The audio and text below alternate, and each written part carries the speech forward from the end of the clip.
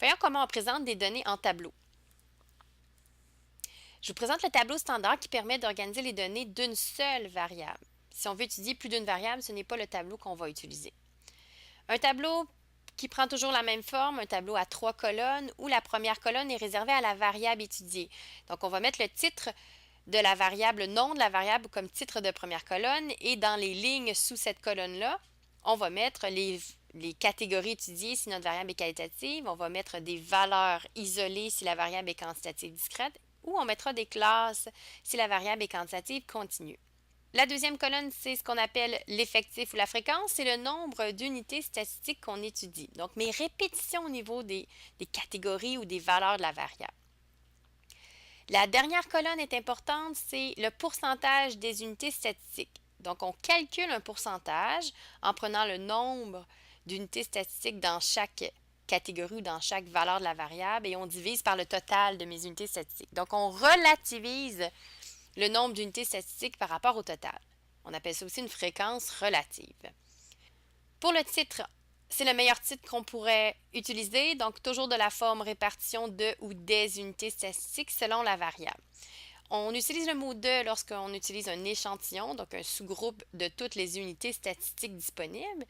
Et on utilise le mot des pour sous-entendre qu'on les a toutes utilisées, donc quand on est avec une population de données. On va regarder deux exemples. Le premier, dans mon titre, on me renseigne sur les unités statistiques, répartition des 150 clients, donc on a affaire avec une population puisqu'on a utilisé le mot des. Et ce qu'on étudie, c'est la variable degré d'appréciation face aux services reçus.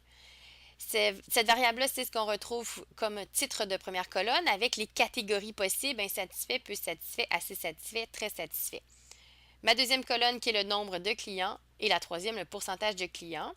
Le pourcentage a été calculé en se servant du nombre de clients, donc des nombres dans ma deuxième colonne. Donc 3 clients sur 150, ça m'en fait 2 10 sur 150, ça m'en fait 6,7 Donc j'ai dépouillé mes données en tableau de façon à rendre plus facile la lecture des données. Donc, on voit facilement que le mode, la donnée qui se démarque le plus, là, on le verra quand on étudiera les mesures, c'est assez satisfait.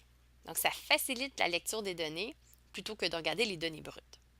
Deuxième exemple, avec une variable qui est quantitative discrète. Quantitative discrète, je le sais parce que je regarde ma première colonne et je vois des valeurs isolées comme valeur de ma variable. Et ma variable, c'est le nombre d'achats effectués, c'est le titre de ma première colonne. Donc, c'est aussi quelque chose qui se mesure d'une façon discrète. La variable est aussi mentionnée dans mon titre selon le nombre d'achats effectués dans la dernière année. Les unités statistiques, on les voit dans mon titre, répartition des 150 clients d'entreprise Nsaka. Donc, ça sous-entend une population de clients. Et je le vois dans ma deuxième et troisième colonne en nombre de clients et en pourcentage de clients. Donc, le dépouillement des données, c'est fait. Je peux voir qu'il y a 22 clients qui ont acheté 3 fois, par exemple, et ça représente 14,7 de mes clients. Ça facilite la lecture de mes données, de les voir ainsi présentées en tableau. Si la variable était quantitative continue, on verrait des classes à la place de mes valeurs isolées. Par exemple, si mon nombre d'achats effectués était très grand, donc j'ai un grand nombre de valeurs différentes, donc bien que ce sont des valeurs isolées, j'en ai vraiment beaucoup, ce qui fait que je dois regrouper ces valeurs-là en classes, donc je pourrais avoir mis les classes suivantes, 0, 5, 5, 10, 10, 15, etc. Donc c'est possible de faire le même tableau avec une variable qui est quantitative continue. Donc ce qui change, ce sont la liste des valeurs possibles qui est exprimée différemment, donc avec des classes au lieu d'avoir des variables, au lieu d'avoir des valeurs isolées. Donc le titre ne change pas, la forme du tableau non plus.